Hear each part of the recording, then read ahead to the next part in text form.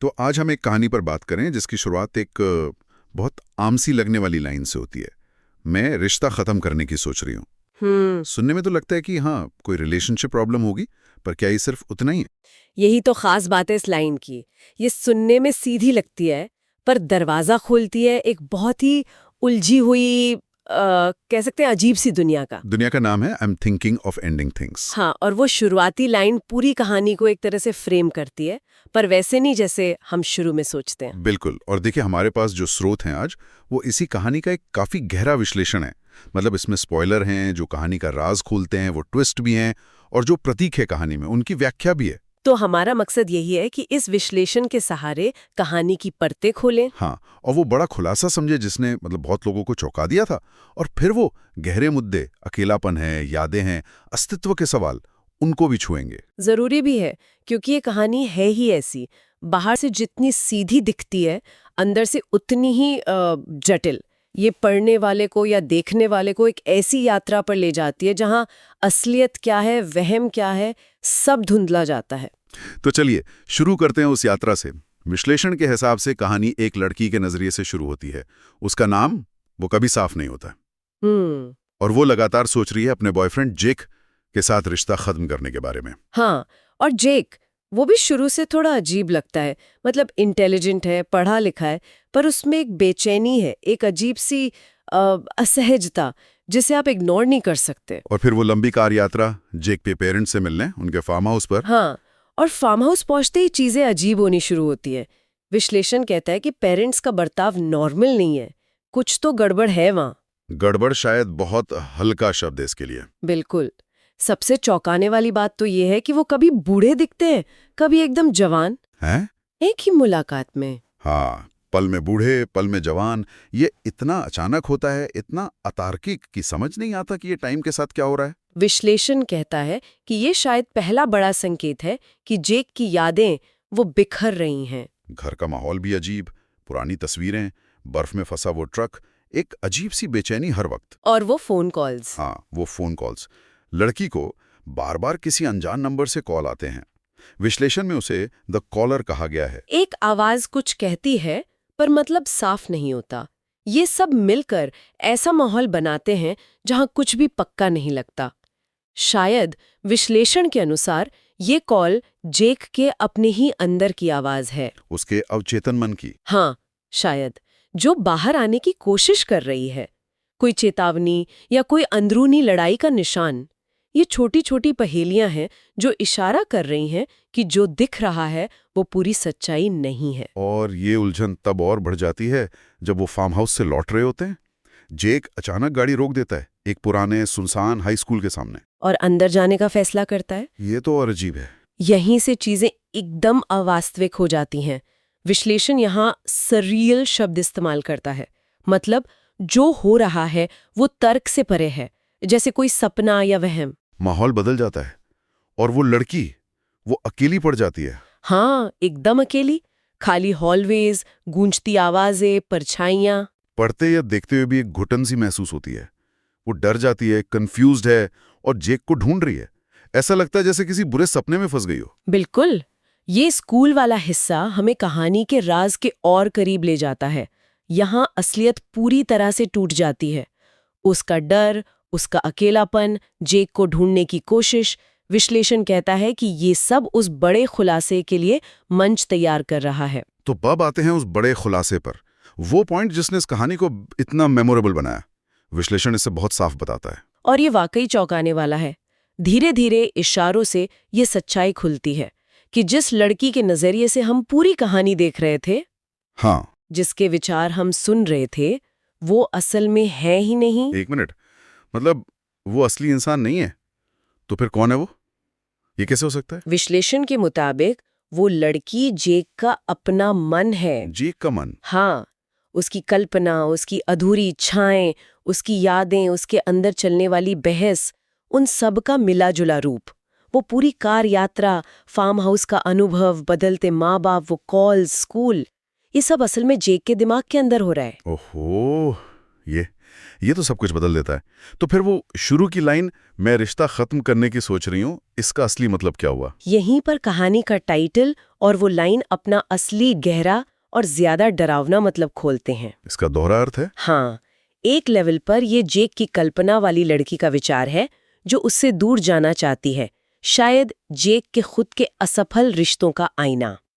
लेकिन गहरे लेवल पर ये आवाज खुद जेक की अपने जीवन को खत्म करने की इच्छा है। जीवन खत्म करने की? हाँ, एंडिंग थिंग्स मतलब सिर्फ रिश्ता खत्म करना नहीं, बल्कि अपना अस्तित्व, उसे ही मिटा देने का विचार। वाह बे।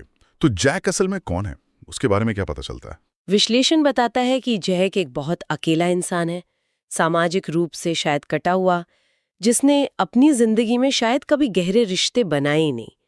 वो अंदर ही अंदर बहुत संघर्ष कर रहा है और उसके मन में सुसाइड के ख्याल हैं। ओह, ये पूरी कहानी अपनी सारी अजीब घटनाओं के साथ उसके इसी अकेलेपन और निराशा का एक बाहरी रूप है, एक तरह से। और कहानी का अंत, वो स्कूल में एक बूढ़ा चपरासी जैनिटर दिखता है, उसका क्या रोल है? वो जैनिटर वो पहेली का एक और जरूरी टुकड़ा है।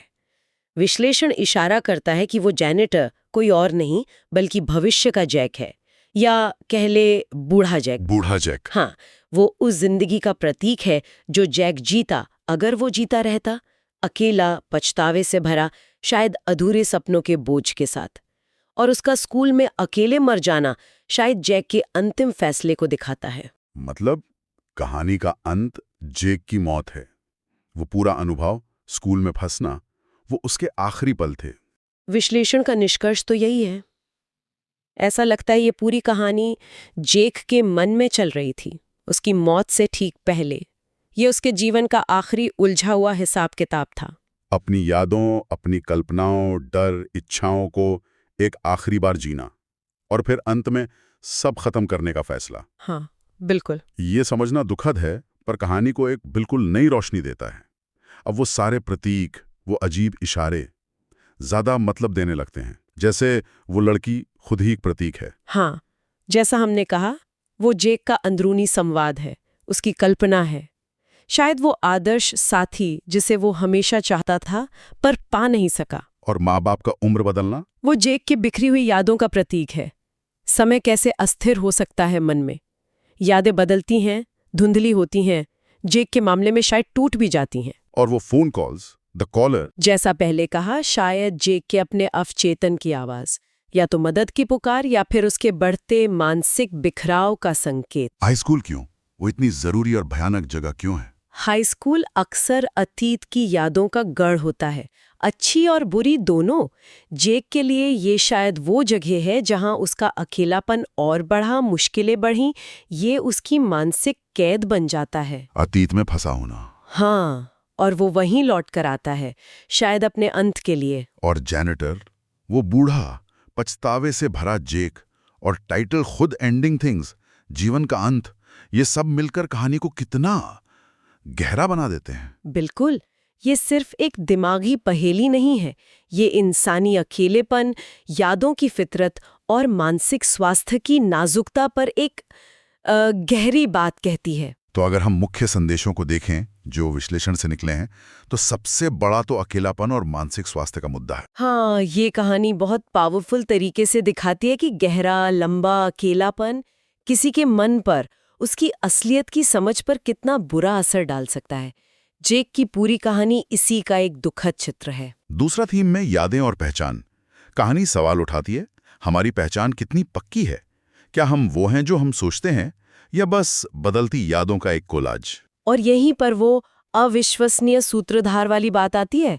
जैक अपनी कहानी सुना रहा है, पर उसकी दुनिया, उसकी कल्पना और टूटी यादों से बनी है। उस पर पूरी तरह भरोसा नहीं किया जा सकता। ये तो हम सब के लिए सोचने वाली बात है। क्या हम सब अपनी कहानी के थोड़े अविश्वसनीय सूत्रधार नहीं होते? बिल्कुल।